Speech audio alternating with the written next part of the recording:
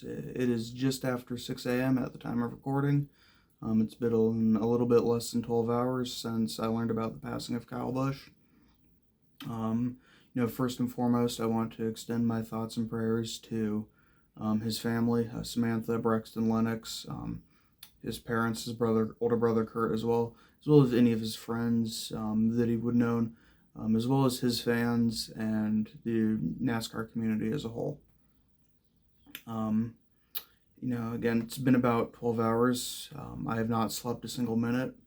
I've just been trying to gather my own thoughts because while I was not a fan of his by any means, I do respect his talent. I did respect his talent, but he was the anti-hero for me. I was a Jimmy fan. I was a Junior fan. So for me, it was growing up, you root against Joe Gibbs. You root against the 18 car. It was just what we did.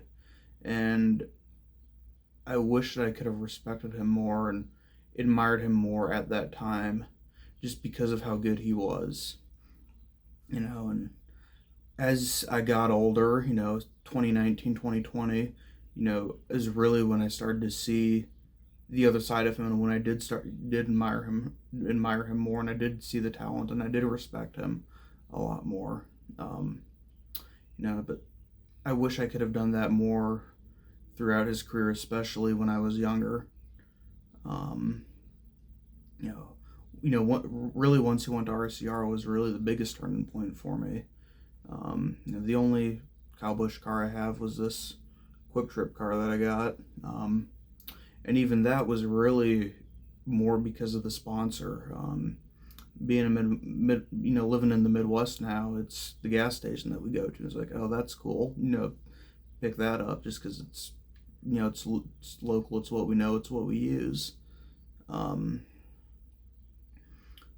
But yeah, it's him being the anti-hero to me and to a lot of other people. I feel like that leaves as big of a hole as somebody that I would cheer for, just because it's every Batman needs his Joker, and if it weren't for what Kyle did and all the incredible things he did behind the wheel, the incredible things that guys like Jimmy did, like Junior did, even if you're a Logano or a Keselowski fan, what they were able to do, it doesn't stick out as much. It doesn't mean as much because he was the one there trying to stop it, and he was the one who putting a stop to it a lot of times.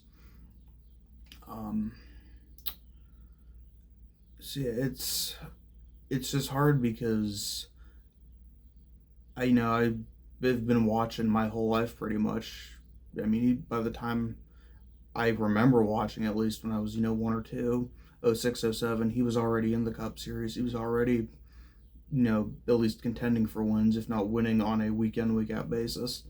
And, again, even as someone who was not a fan of his, it still is that void there that,